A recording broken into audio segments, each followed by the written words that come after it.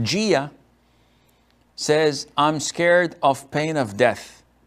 Is there any special deed that can eradicate this pain while dying? I've heard people who are pious that they do not feel the pain of death. Is this true? First of all, this is inevitable.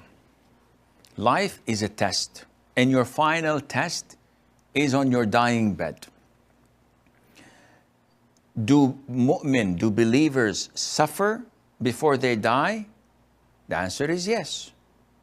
Can you explain and elaborate? Because we heard that the soul of a believer, when it departs his body, it is like a drop that is falling from a water container or a water bag, so smoothly and softly that you don't even feel it. So how can we reconcile?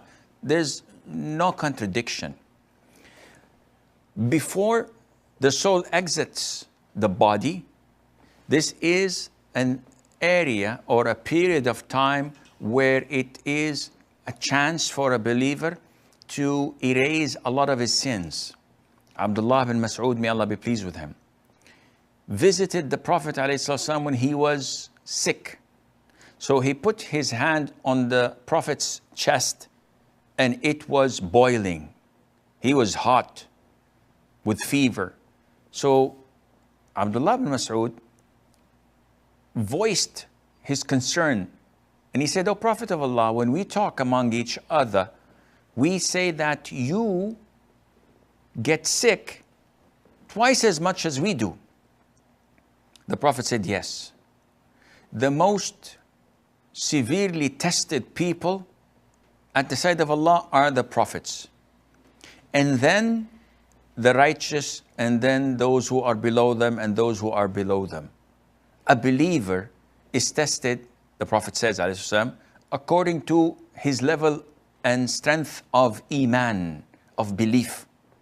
So if he has strong belief, Allah would increase the calamities and testing upon him. And if his iman and belief is weak, Allah Azza wa Jal would reduce the amount of testing and calamities. Mother Aisha witnessed the pain and agony that the Prophet ﷺ underwent on his dying bed. He used to suffer a lot from it.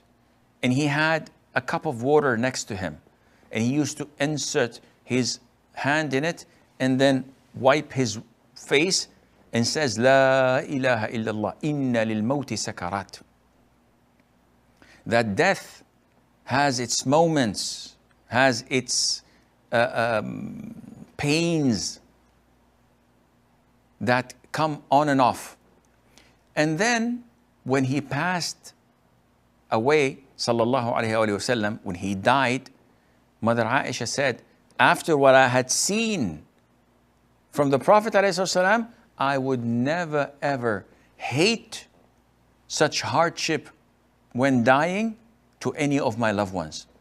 Because if the Prophet ﷺ, who is the best of all humans, if not the best of all Allah's creations, suffered this much, this means that it is something good, and we would not at all object to it coming to any of our loved ones. So in order to reconcile, this suffering is before the departure of the soul. As for the departure of the soul of the believer, it goes smooth and easy without any problem. وَلِلَّهِ الْحَمْدُ وَالْفَضْلُ وَالْمِنَّةِ.